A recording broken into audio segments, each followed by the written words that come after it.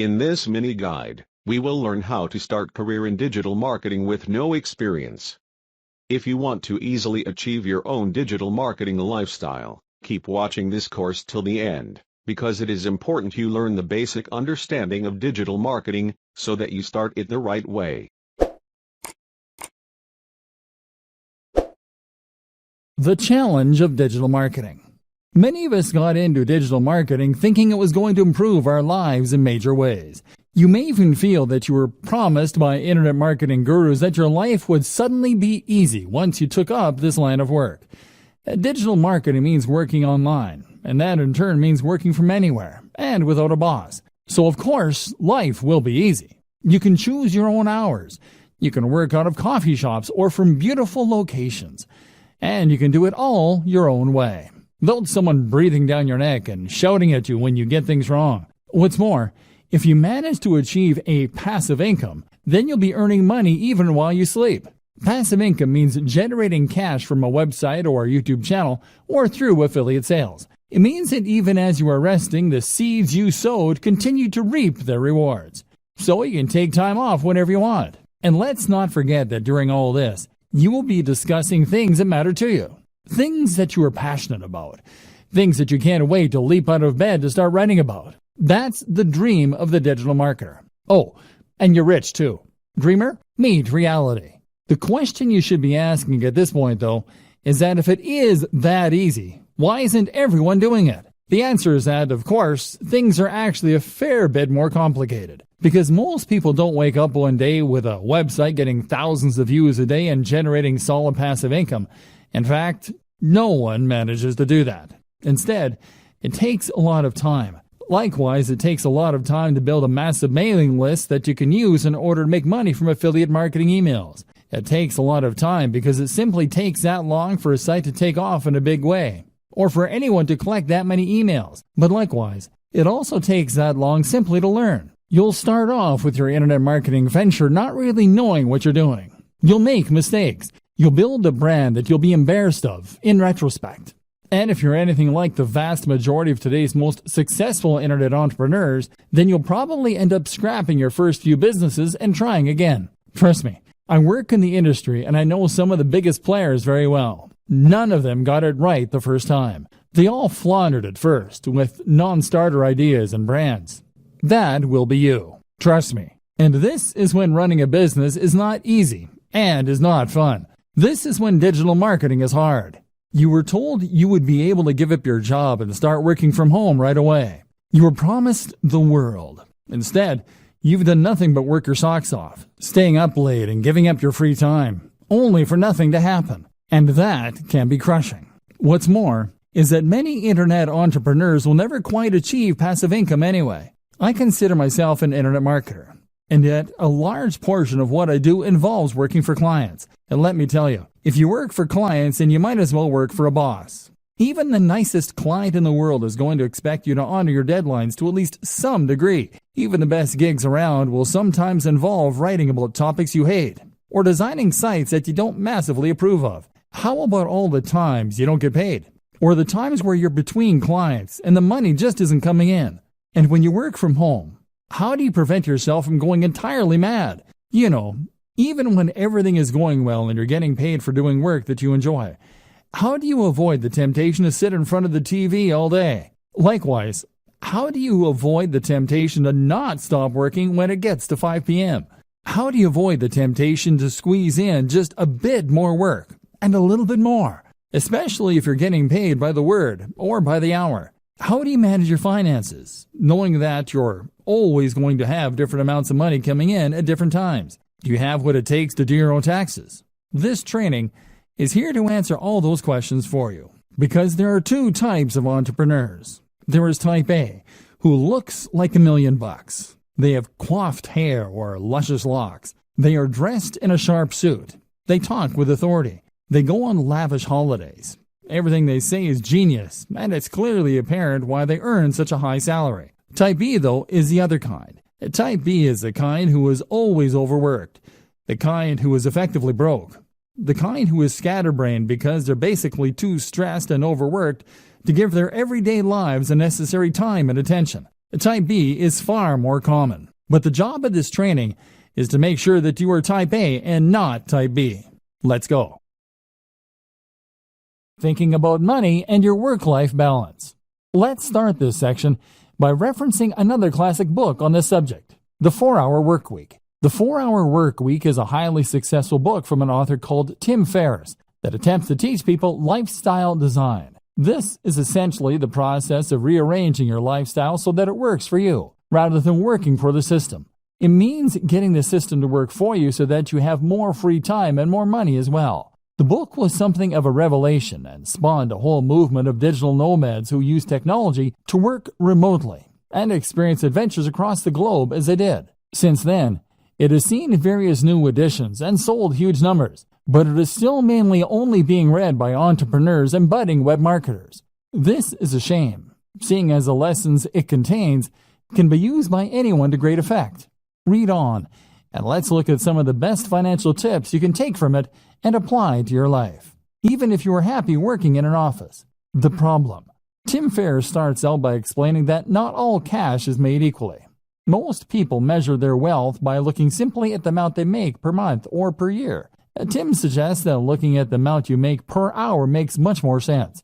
In other words, if you earn $40,000 per month but work only 2 days a week, you are in a sense much wealthier than someone who earns $100,000 per month working 7 till 7, 5 days a week. The goal then shouldn't be just to earn money, but to earn money such that it enables the lifestyle you want. You shouldn't be in a position where you can't just make the decision right now to go for a walk. Surely, that is the very most fundamental of expressions of human freedom. This is where so many internet marketers, SEOs, and web designers go wrong. If you're currently selling your services online or building a business, then the temptation is to earn more by working harder. You can work longer hours and thereby bring in more cash in the short term, or build your business bigger. But stop and think for a moment. If you are working 12-hour days, then that means that you're actually earning much less than you might in a regular job. You may as well be doing a full-time job and an additional part-time job in the evening. Your overall income might be high, but your salary is very low. Getting the system to work for you. So, what do you do? Well, of course, if you're technologically and entrepreneurial minded, then you can set up some kind of online business that will generate revenue for you in a very hands-off manner. That could mean creating a hit app. It could mean writing and selling an ebook. It could mean buying and selling websites for a marked up price, or even using drop shipping so that you don't need to do the work at all. There are countless ways you can make money passively, and by setting up a few, you can leave your days working in an office in the dust. Salary versus wealth. More to the point though, recognize that your salary and your wealth are not one and the same. And on top of that, we shouldn't be measuring our success by our income, which is what so many of us do. If you work in a regular job, then you might think that the only way to become wealthier is to ask for a raise or to get a better paying job. But your wealth is really more about your surplus cash. It's about how much you have in the bank. You could be earning $3 per hour but still be wealthy if you happen to have inherited $1 billion from a dead great aunt. And in just the same way, you could be considered to be wealthier if you spent less. In that case, you might live at a smaller home. You might live in a country where the cost of living is lower, or you might just spend less on food and clothes. Either way, this could allow you to put aside a fair amount of cash every day and feel pretty well off. The great thing about working online is that you do have the option of packing your things and moving to another country. In fact, many entrepreneurs end up moving to sunny countries where they can afford lavish villas at a fraction of the cost. Then again, you might choose to spend every single cent each month and then take out even more loans to pay for the rest. That way you can live the rich lifestyle and feel and look like the highly successful entrepreneur, despite having barely any cash in the bank. It's all up to you. It's all about what matters to you and what's important to you. And that's precisely the whole idea behind lifestyle design. It's about knowing the lifestyle you want, calculating how much money you need to support that lifestyle, and then designing your business around that. Goals. A more specific way to do this is to calculate a minimum amount you need to earn each day. This is what I do. I work until I earn $150. That's the minimum that allows me to pay my bills and to put a little aside each month. I can easily afford to buy myself the gadgets I enjoy, to go out with friends, and to work on my home. But that's me. That's based on my expenses, the cost of my mortgage, the cost of my hobbies and interests. You'll have your own target, and that's what you need to shoot for. Passion versus reality. A lot of entrepreneurs and internet marketers will start out with a dream and a vision, with something that they really believe in and want to make into a massive success. Maybe you have an idea for an incredible website. Maybe you just love fitness and want to blog about that for a living.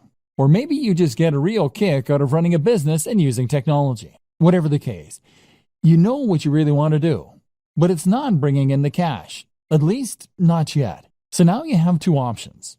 You focus on the thing you love, hoping that all the time you invest will one day result in it becoming a huge success, or you work on something else that will bring in the cash and promise yourself you get back to your passion project when time allows. Neither of these things is an option. The first option means that you'll work on your own blog or your own mailing list and grow it. Growth will come, but it will be slow, and it won't be enough to sustain your lifestyle. Eventually, you go bust and you'll cave. Even if the site becomes successful, the break-even point will be so high that you will still go bust. Option B doesn't work because you'll never get around to the passion project. The website will sit there collecting dust while meanwhile, you'll do search engine optimization for clients. You'll earn hundreds of thousands from the work that you do for them, but you won't have the time to do it for yourself. Trust me, I know about this. I used to pay writers to write for my own blog because I was too busy writing for other people's blogs. This essentially comes down to working in your business instead of on your business. The business is operating, but all you're doing is running around chasing deadlines and working for angry clients. Meanwhile, nothing is changing, and you've capped the amount that you can earn at how much you can do in a day. You've learned to loathe your own business, and you're close to burnout. Sound familiar? So, okay, how do you go about solving this dilemma? The answer is that you follow the steps outlined in video 2. That is to say that you need to identify precisely how much you need to earn in a day as a minimum. You can then chase after that target amount, and then you can cut off the day there and start focusing on your own project. Spend the morning doing the SEO, website design, etc. for other clients. Or spend the morning working on your generic website that brings in money but that you have no real interest in. Then, as soon as you hit that threshold, switch and start working on those future projects. Better yet, learn how long it takes you to do that minimum amount of work and then divide your day into blocks. Spend the first half of the day working on the busy work, and then when 2 p.m. comes, switch to your other work, the stuff you're passionate about, the stuff that will take your business to the next level. This is essentially what we call bootstrapping. This is how you can afford to start a small business, even if you don't have any funding or any experience. So many people think that they can't afford to start a business or to become a digital marketer, because it means that they're going to need to give up their job, take out a massive loan, and effectively stake all of their hopes on a single idea or business. The reality, however, is quite different. The quickest and easiest way to start pursuing your dream lifestyle as a digital marketer is to start a side project or a side hustle on top of what you're doing now. If you run a website, provide SEO, or generally work online, then that shows you to be a particular kind of person who is willing to take risks, who is forward-thinking, and who is creative. You have taken the initiative to take advantage of the most recent technologies in order to start earning a living entirely on your own, and you have used a variety of skills in order to accomplish this. As such, then, you should hopefully recognize the importance of continuing to push yourself, of continuing to take advantage of new technologies, and of developing your existing skill base further if possible. The more you learn, the more you practice, and the more you experiment, the more opportunities you will create for yourself and the more successful you are eventually likely to be. So what's the best way to develop yourself and to learn? Simple. Take on a side project. And even once you begin to start raking it in as an internet marketer, you still need to have more side projects on the go. Why a side project? The idea of a side project is simply to start any project that sits outside of what you do to earn your main keep. So that means something on top of running your main blog or providing web design for clients. That is what you will do with the extra time you've afforded yourself by working for yourself. Even if you work 9 to 5, you still have lunch and are free to tinker when other people are still busy. A side project then should allow you to take the skills you've learned and start developing them and making better use of them. This way, you may well find you create a secondary income that can supplement or even replace your main income. But even if that doesn't happen, you'll still learn valuable skills and add more strings to your bow. Good side projects. A good side project should be something that is somewhat related to your main career, while at the same time allowing you to expand on your skills and move into unknown territory. For a web designer, then, this can mean a side project that teaches you some better coding skills, or that improves your ability to create digital art. This will give you something different to do, to take your mind off your main job occasionally, but will also at the same time help you to develop new skills that might just allow you to take your business to the next level. Some examples: app development. If you run a website or do anything else that involves design and/or basic coding, then learning to develop apps is a natural extension of those skills. This is a fun and rewarding process if you like logical thinking, and there's actually a lot of money to be made here. Whether you have a commercial hit or you decide to start offering that service. A personal blog. There's a good chance that the topic that you chose for your primary blog is going to be one you thought would prove popular, and one that was easy to monetize. That means there's also a good chance, unfortunately, that you won't find it particularly fascinating, which is why it's a good idea to run a personal blog as well. And you never know, that one might just take off too, giving you 2 steady incomes. A YouTube channel. YouTube is actually a surprisingly lucrative place to work. And with a few videos, it's relatively easy to gain a following, and then to start generating profit from that following.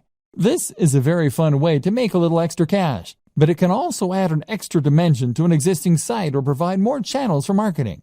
How to choose between multiple website or brand ideas. So, you're going to find a way to earn some money, and meanwhile be working on the dream brand that will earn you a living while letting you write about things that you love. But what if you don't just have one idea? What if you know you want to be an entrepreneur, but you're not quite sure what kind of brand you want? If you're like a lot of web designers and internet entrepreneurs, then chances are that you will have more than one website on the go, and more than one idea for future sites that you think could help to make you your millions. In fact, you probably also have ideas for apps, for ebooks, for products, and for media campaigns, all of which you are sure could be the thing that finally makes you a huge success. This won't work either. If you have this many different things going on at once, then you won't be able to dedicate the necessary energy to any of them. Remember, you still need to bring in cash in the meantime, and that means you only have a set amount of time per day to work on your mailing list or your digital product.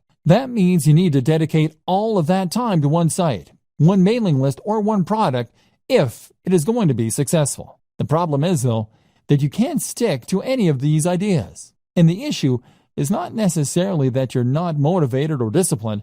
It's probably more to do with the difficulty of choosing which project to focus on and then sticking with that. If you have 20 brilliant ideas for a website, then you'll probably find that you get distracted by the next one before you finish the first one.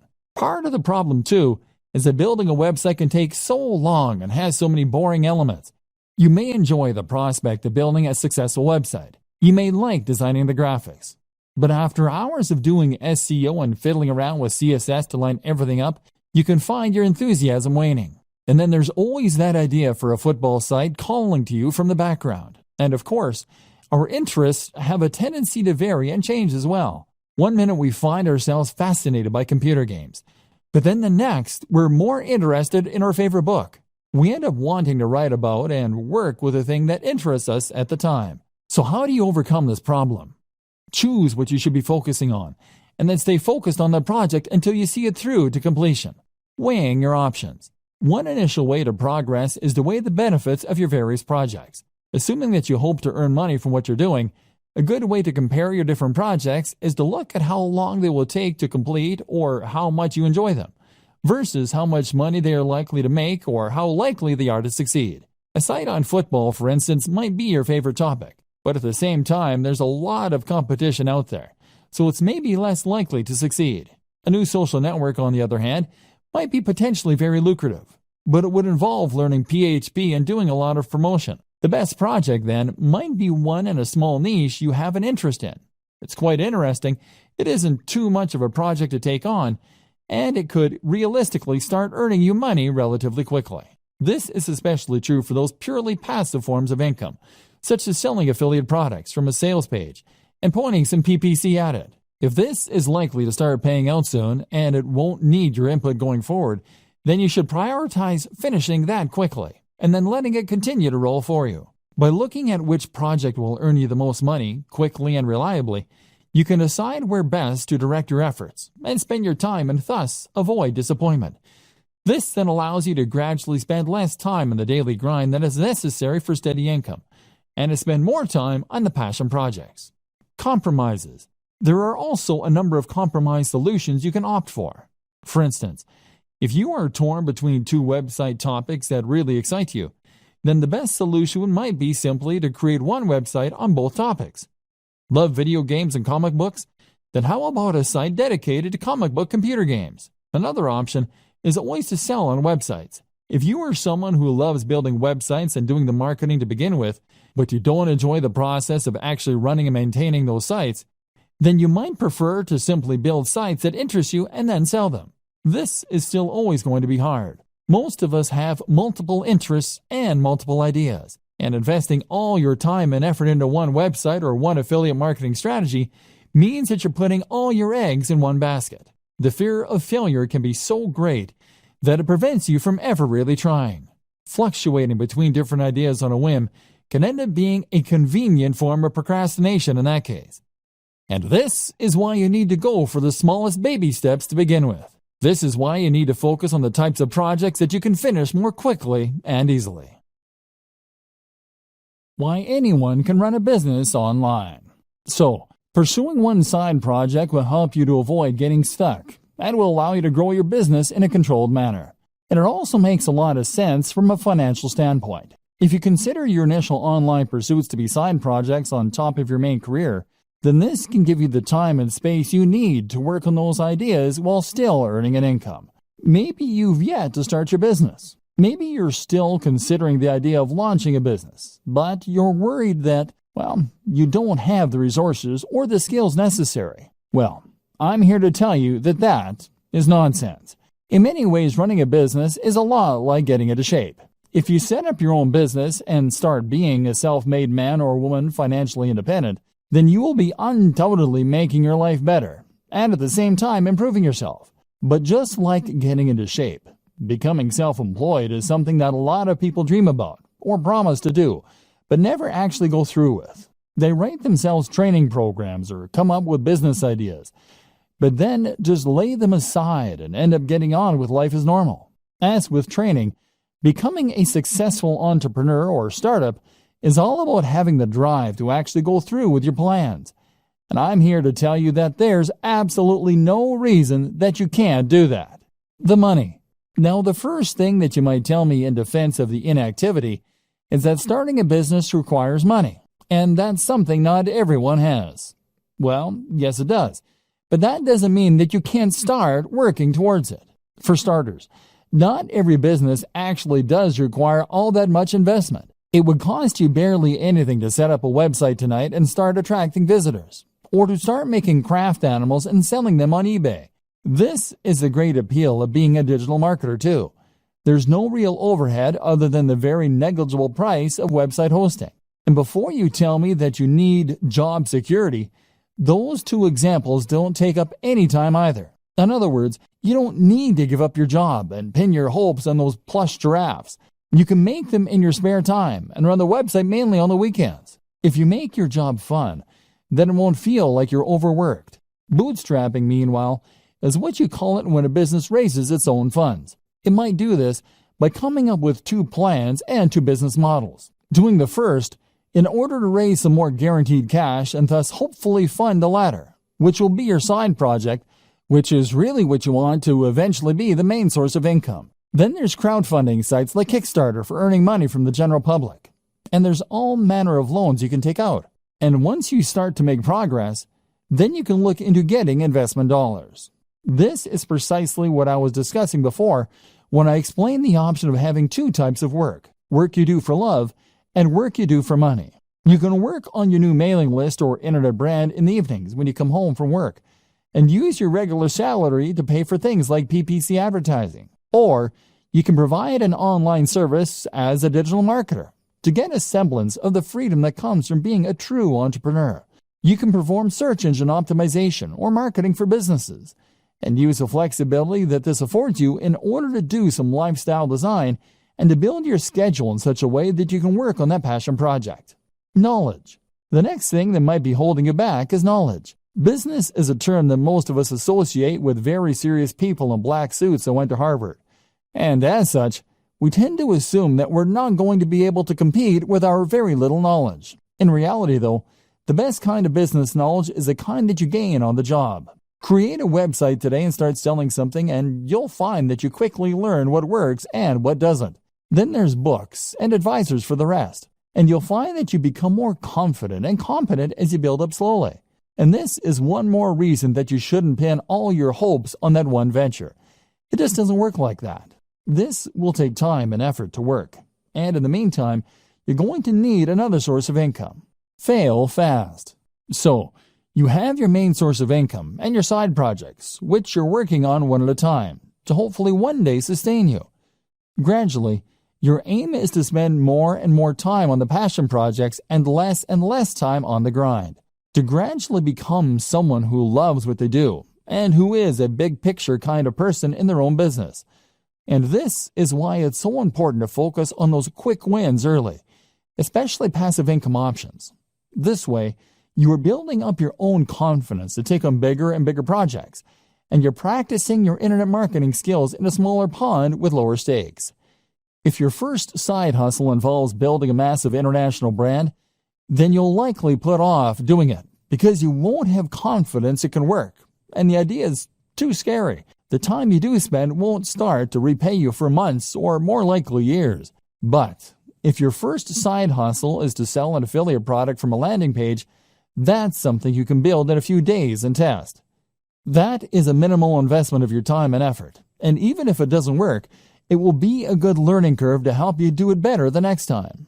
If it does, then that's a little more income and a little less time you need to spend performing SEO for clients to meet your daily income target. This is what we call fail fast in business. This is an approach to creating any product or business model that encourages us to create an MVP quickly. This is a minimal viable product, and basically means that you're going to get each project finished quickly, so you can see if it works or not. This is very important for your mental health and for your finances. Spend months and months setting up the perfect sales funnel, and that will be a huge waste of time if it doesn't take off. But make a funnel in a day, and you can always spend more time on it if it turns out to be a big success. So how long does it take? So how long should it take for a website to start earning enough money that you can quit your day job? Likewise, how long should it take you to build a mailing list so that you can make a living purely from affiliate sales brought in via email? The bad news is that it takes a long time. Internet marketing is not the get-rich-quick scheme that people think it is. Rather, internet marketing is a strategy that you can use to make money online only if you commit to the job and keep putting out great content and doing lots of active marketing for a long time. Put it this way, I worked for a YouTube channel with 3 million subscribers. 3 million! They made $15,000 a month from the ads that show it on their channel. Granted, $15,000 a month is enough for most people to live on very comfortably, but it's still not millionaire money, and 3 million is a huge number. With the best luck in the world, you're likely not looking at reaching those numbers for several years. The first year, you'll be lucky to get 10,000 viewers, at which point you'll probably be about $200 a month. The same goes for placing ads on a website. Building website traffic is hard. You'll need to post multiple times per week, do all your SEO, guest post, and even then, you can expect it to take a few months before you have a few thousand regular viewers per week. The problem is that AdSense, the Google ads that many marketers put on their websites, earn a few cents or a few dollars per click maximum. So you need tens of thousands of views daily to make a good amount of money that way. Selling an affiliate product as a proper internet marketer will help you to increase that amount by a large amount. Problem is that you now need to build the trust of your audience, which takes a long time in itself. You can also combine this with other forms of advertising like banner ads, like video sponsorship deals, like alternate advertising platforms. Using growth hacks such as influencer marketing can also help you to get ahead. But the point is that it takes time and it takes money to build the necessary success, and you need to be aware of this. Be a content creator with passion. For a long time, I considered myself an internet marketer, and I also considered myself very burned out. I wasn't earning the truly passive income yet, and I wasn't writing about things I loved either. Then I changed the way I saw myself and started to think of myself as a content creator. A content creator is very similar to an internet marketer. They do effectively the same job, in that they are creating a brand and promoting it online in order to subsequently profit from sales or ads. The difference is that the content creator does this while keeping the focus purely on creating great content, on the brand and on the logo itself, on the quality and value being shared via articles, etc. The content creator is also far more likely to delve into multimedia as a videographer or as an app developer. The marketer creates content, but when you become a content creator, you start to hone those skills, and you place much more emphasis on creating something worthwhile. Not only does this put you massively in demand and massively help to grow your brand, it also helps to improve your work satisfaction. If you can create videos with high production value, then you can build authority and relationships with your audience much more effectively and quickly. If you can create stunning designs for WordPress sites and logos, then you can sell any product far more effectively by selling a dream rather than just an ebook. If your content is passionately written, people will want to read it, and even Google will pick up on signs like reduced bounce rates. Now you'll be in demand as a marketer, because you can offer things that other spammy marketers can't. Not only that, but you will be happier because you will be pouring your heart into something you love, so that even if it doesn't take off right away, you'll still feel rewarded and you won't give up. If you view internet marketing as a get-rich-quick scheme, then you will be disappointed. In all likelihood, you'll create low-quality content and a spam-filled website. Instead, blog with passion, and you'll build trust and become far more effective at selling. Think about all your favorite websites, blogs, and marketers. Do they seem like they're in it to create a quick buck? Content creation with passion. What sets the great blogs apart from the mediocre ones? What makes you bookmark a blog and go back there on a daily basis rather than seeing it once and opting not to look at it again? There are several things that separate the wheat from the chaff, and knowing that difference is crucial if you want your site or blog to fall into the category of the greats and bring people back time after time. But the most important thing of all is to blog with passion, and you will find that everything else is born out of this, right from the heart. Think about the blogs you like, and head over to those sites for a read. What does the writing have in common? Chances are that each of them feel like they're writing to you. They feel like they're enthusiastic, real people who have a grasp on the subject, and that are interested in what they are writing about. These people, by and large, are not blogging because they want to get rich. They are blogging because they genuinely want to write about those subjects. Can you say the same? If you currently write articles by looking up ideas online or on Wikipedia and then rewording what you read, then you aren't really offering anything interesting to the reader, and you aren't entertaining them. Your site will feel lifeless, and if you don't sound enthusiastic, how can you expect your visitors to? Make sure that you want to write each topic, and if you can't find the motivation to write on a particular subject, then perhaps it's time to think about changing the title slightly so that it is more interesting. Keep on punching. If you write with passion and you write from the heart, then this is what's going to keep you going long after you've started to worry that your site isn't going to be a hit. If you can keep writing despite the fact that you aren't sure anyone is listening, then this will mean you're unlikely to ever give up, and it will mean that the site stands the test of time. Otherwise, you'll find that you lose interest in your site as soon as you start to feel deflated. Write for you and not for anyone else, and you will be much more likely to be successful. Be creative. Likewise, your site design and everything else should be creative, and it should look like some thought has gone into it. Did you have a vision and a passion for your site before you created it? Or did you just use the first template you could find? You need to ensure that when someone sees your site, they are seeing something exciting and different, and that has obviously had a lot of care and attention put into it. That way, you will be able to ensure that people realize the passion you have for the subject before they've even started reading. One thing I have never understood is these people who will spend time and energy learning to code and coming up with inventive and genius algorithms all so that they can make a spam bot or content spinner. Why not put that same time and energy into making a good site in the first place that people actually want to come to? To do this, you need to love what you do. And if that comes across, then other people will want to visit your site. Put it out there. You also need to be just as passionate with marketing your site, and to do this again, you need to have passion for it. Make sure you are immensely proud of your site, so that you can't help but bring it up in every conversation. Accomplish this, and you will ensure that you are able to market it better. If you are ashamed of your site, on the other hand, and don't want people to see it, then quite simply, you won't promote it as much as you should, and no one will find it. Looking after your health and happiness as a digital marketer. If you work online full-time, then you might not consider yourself in a particularly dangerous line of work. You're not exactly a firefighter or a soldier, but there are still dangers here. They're just much more subtle. Internet marketers don't only run the risk of being highly stressed, they also run the risk of getting badly out of shape and even causing issues like RSI, repetitive strain injury.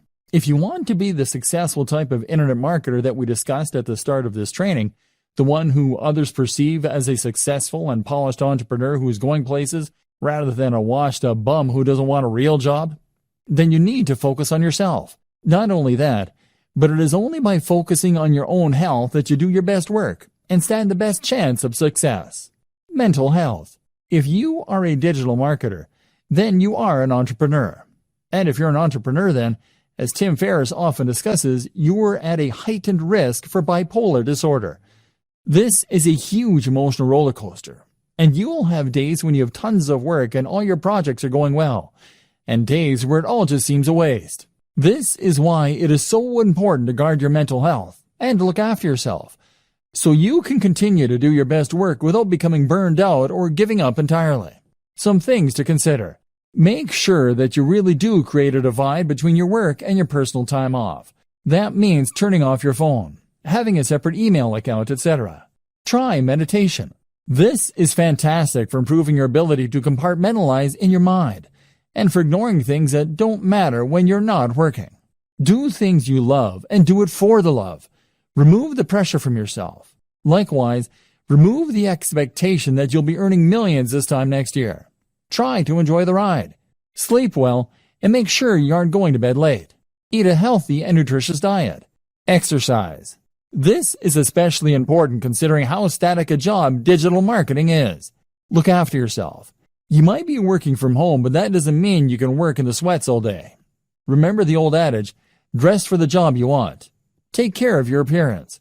If you don't have time for basic health and maintenance, strongly reconsider your current business model and your work-life balance.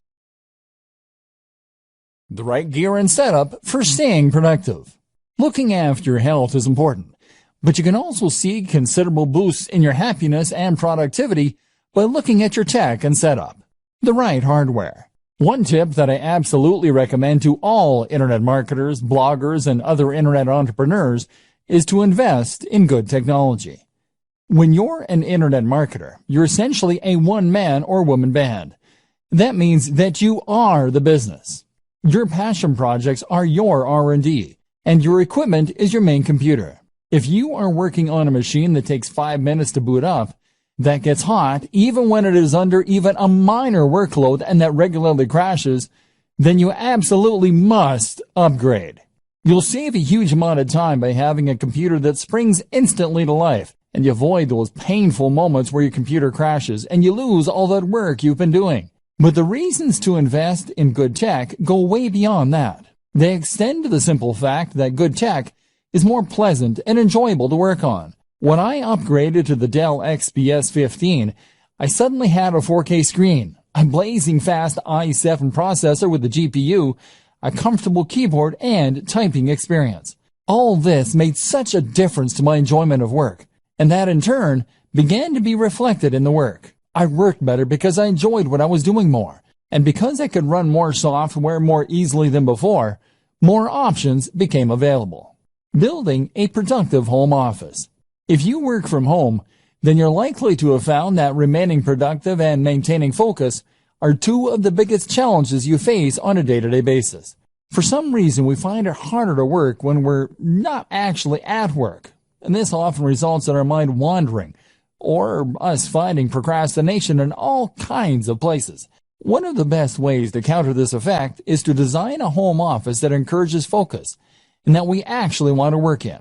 If you're working from your own home, then you'll have far more freedom in what you can do with your office space, and you should really take advantage of this fact. At the same time, if you work this way full-time, then you're probably going to spend the actual majority of your life at your desk and or in your office, and as such, you should make the most of it by making it as nice as it can be. This will not only improve your quality of life, but will also ensure that you are as productive as you can be, and always doing your best work. Firstly then, make sure that you don't cut any corners, and that you're willing to spend a fair amount on your office to make it as nice as possible. The first place to invest this money is in a new desk, and this will have the biggest impact on your work. The desk should fit with the decor of the room, but at the same time, make you feel professional and be something you want to show off. Sitting at your desk should feel like manning a spaceship, and if it does, then you will feel good about yourself when you work, which will rub off on the quality and quantity of the work you do. The hallmarks of a good desk are to have as many compartments as possible, to have lots of space for working on, and for having or being a part of at least one right angle. The compartments are important, as they'll mean you don't have to keep getting up to get things. At the same time, they just feel organized. And if you feel organized, then your brain will automatically be more organized in the way it stores and processes information. By right angle, I meant that when you sit at your desk, you should have a surface in front of you to work from and a surface to your left or right. The best options will also have a third surface behind you or to the other side, or it will have multiple layers in front. On these different layers, you should then organize multiple work or information stations. That means multiple computers or at least multiple monitors. It means lots of places to store ring binders, filing cabinets, and folders. And it means lots of places for you to write shorthand notes to yourself. If your desk doesn't come with all these things, then you can use other smaller tables, cabinets, and shelving arrangements all within reach. The reason that this is so important is that it allows you to work on multiple things at once. For example, you can have one monitor for writing a document, while you have another monitor in charge of showing you the relevant information you need to work on. Alternatively, you could have one of your monitors or computers taking care of your email, so that you don't have to keep checking an Explorer every 2 minutes. Meanwhile, you might want to have a work zone for jotting notes, which will mean you can jot things down as they come to you. By the same token, simply having this many different work zones is another way to make yourself feel professional. And with lots of lights and screens surrounding you, you'll feel on top of things as though you have all the information you need to tackle anything that comes up, and can multitask if necessary. This concept of work zones is the same one that's used in kitchens, and is a great way to stay on top of your work. Another good item to have among these things is a notice board. This will go on the wall behind all of your surfaces, and will be the place to pin up things that you need to remember, which will improve your productivity by preventing you from sitting idly for ages while you rack your brain for what it was you were meant to be doing. Well, this will all look very slick. You should avoid making it look too cold. And a few simple distractions such as desk toys, a cat's cradle, solitaire, etc., can be a great way to prevent yourself from getting more distracted by worse things such as Facebook. And if you choose them well, then they will add to the decor of your work environment. Finally, amongst all this, you should have a swivel chair, which will allow you to spin from one work zone to another without getting up, and to reach all of your storage to get whatever it is that you need. Again, it will also help create that feeling of being at a high-tech workstation and having everything that you need right at your fingertips. And this will mean you feel on top of everything and appropriately effective. My number one tip for boosting productivity and happiness as an internet marketer, though, is to head to coffee shops. In a coffee shop, you get a change of scenery to prevent cabin fever. You are watched, meaning you can't just slack, and you keep your work and private lives nicely separate. The background chatter of cafe patrons and the smell of coffee all add to a highly productive state of mind. Digital nomad. The digital nomad is a fascinating concept that has only become possible in the last several years. This is a vision of a lifestyle filled with adventure and travel, but funded by a stable income with no risk of going bankrupt. How does it work? Simple. By using computers and other technology, You create a situation where you can work remotely from anywhere, as long as you have an internet connection. Then you pack your bags and travel the world, using your online work to fund your traveling. But at the same time, living cheaply in hostels and other places so that you don't need that much cash to begin with. You can see the world and have countless adventures, and all you need is a laptop. To many, this is the ultimate lifestyle design for the digital marketer, so it seems only fitting that we touch on it here. But is it the right type of lifestyle for you? It's certainly not for everyone, and it's not the only option for true lifestyle design, as some people seem to think it is. Consider the following points before making up your mind. Attachments. The first thing you need to consider if you're thinking of becoming a digital nomad is how many attachments, commitments, and responsibilities you have back home. Technology might give you the freedom to travel the world in principle, but if it means leaving a girlfriend or boyfriend back home who might leave you, then it suddenly becomes a little less realistic. Likewise, you'll have to say goodbye to your friends and family for a while, which is hard for some people too.